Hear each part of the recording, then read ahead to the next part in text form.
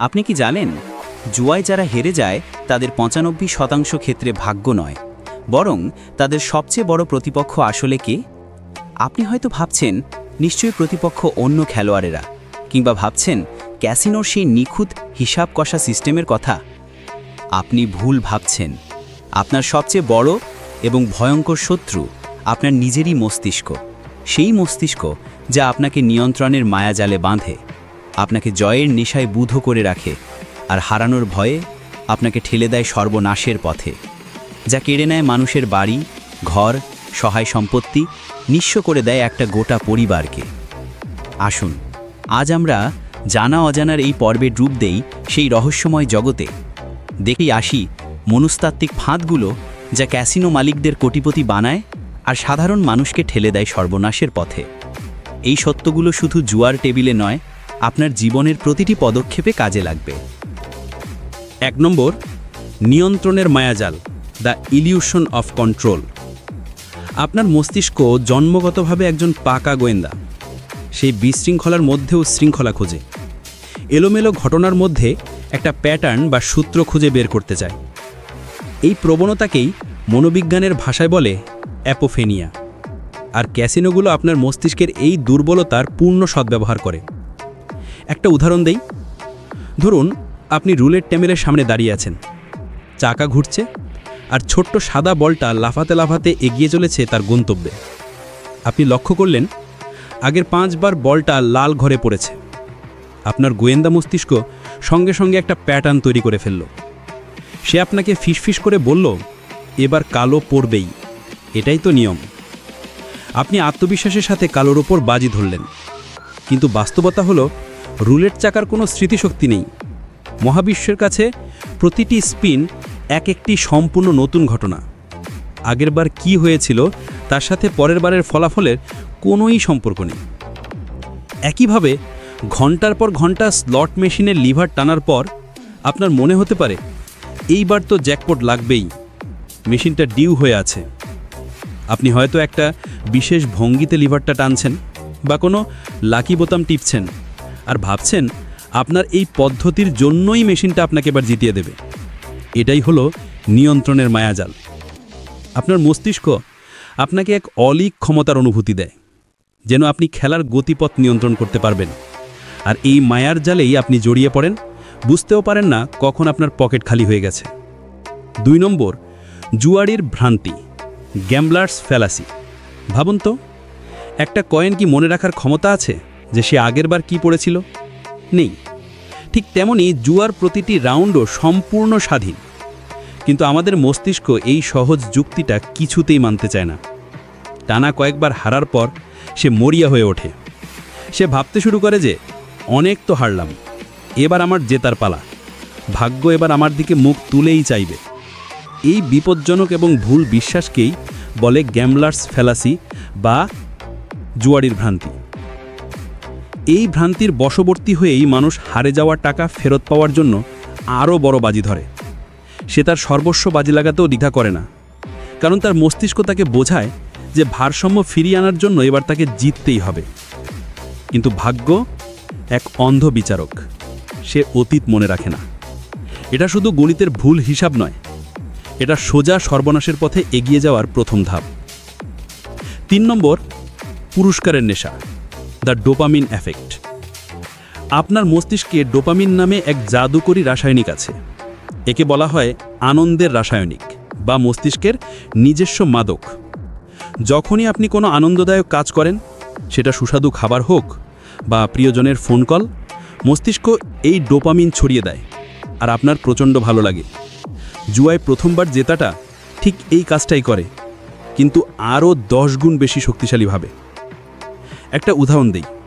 কল্পনা করুন আপনি প্রথমবার স্লট মেশিনে মাত্র 100 টাকা লাগালেন আর জিতে গেলেন 500 টাকা। আপনার হৃদস্পন্দন বেড়ে যায়, চোখে মুখে ফুটে ওঠে জয়ের হাসি। ওই ছোট্ট জয়টাই আপনার মস্তিষ্কের ভেতর থাকা পুরস্কার বাটনটা সজোরে টিপে দেয়, আর সঙ্গে সঙ্গে ডোপামিনের এক বন্যা বয়ে যায়। মস্তিষ্ক তখন চিৎকার করে বলে, দারুণ, এটা আবার করো, পরের বার হয়তো আরও বড় কিছু জিতবে। এই আনন্দ পাওয়ার নেশাতেই আপনি বারবার খেলতে চান। ক্যাসিনোগুলো এই দুর্বলতার কথাই জানে। তারা এটাকে বলে ভেরিয়েবল রিওয়ার্ড সিস্টেম। আপনি জানেন না কখন জিতবেন, কিন্তু মাঝে মাঝে ছোট ছোট জয় আপনাকে ডোপামিনের সেই তীব্র আনন্দের স্বাদ দেয়। এটা ঠিক সোশ্যাল মিডিয়ায় নোটিফিকেশন চেক করার মতো। আপনি জানেন না কখন লাইক বা কমেন্ট আসবে, কিন্তু সেই সম্ভাবনায় আপনাকে বারবার অ্যাপ খুলতে বাধ্য করে। এই ডোপামিনের খিদে মেটাতেই আপনি বারবার ফিরে যান জুয়ার টেবিলে। 4 নম্বর, হারানোর ভয়, লস অ্যাভারশন। মনোবিজ্ঞানীরা গবেষণা করে দেখেছেন 1000 টাকা জেতার আনন্দ আর 1000 টাকা হারানোর যন্ত্রণা এক নয়। হারার কষ্ট জেতার আনন্দের চেয়ে প্রায় দ্বিগুণ শক্তিশালী। মানুষ হিসেবে আমরা কেউই হারতে পছন্দ করি না। যখন একজন জুয়ারি টাকা হারে, তখন তার মস্তিষ্ক একটা অ্যালার্ম বাজিয়ে দেয়। সেই ক্ষতিটা তাকে শারীরিক যন্ত্রণার মতো কষ্ট দেয়। সে তখন ভাবতে শুরু করে যে আমার হারানো টাকাটা আমাকে ফেরত পেতেই হবে, ওটা আমার টাকা ছিল। এই ভাবনা থেকেই শুরু হয় এক বিপজ্জনক চক্র, যাকে বলে চেজিং লসেস বা ক্ষতি পুষিয়ে নেওয়ার দৌড়। এই অবস্থায় যুক্তি তখন জানালা দিয়ে পালায় আর আবেগের ঝড় ওঠে। জুয়ারি তখন জেতার জন্য খেলে না, খেলে যেন আর না হারতে হয়। সে তার বাজেট ভুলে যায়, সীমা অতিক্রম করে এবং এমন সব ঝুঁকি নেয় যা তাকে আরও গভীর খাদে ফেলে দেয়। এই হারানোর ভয় তাকে এমন সব অযৌক্তিক সিদ্ধান্ত নিতে বাধ্য করে যা তার সর্বনাশ ডেকে আনে। 5 নম্বর, ভিড়ের স্রোত, সোশ্যাল প্রুফ অ্যান্ড এনভায়রনমেন্ট। মানুষ সামাজিক জীব। আমাদের সহজাত প্রবৃত্তি হলো পাল বা দলের সাথে থাকা। যখন আমরা দেখি আমাদের চারপাশে সবাই একটা কাজ করছে এবং আনন্দ পাচ্ছে, আমাদের মস্তিষ্ক একটা শর্টকাট নেয়। সেভাবে এতজন যখন করছে, নিশ্চয়ই এটাই ঠিক কাজ।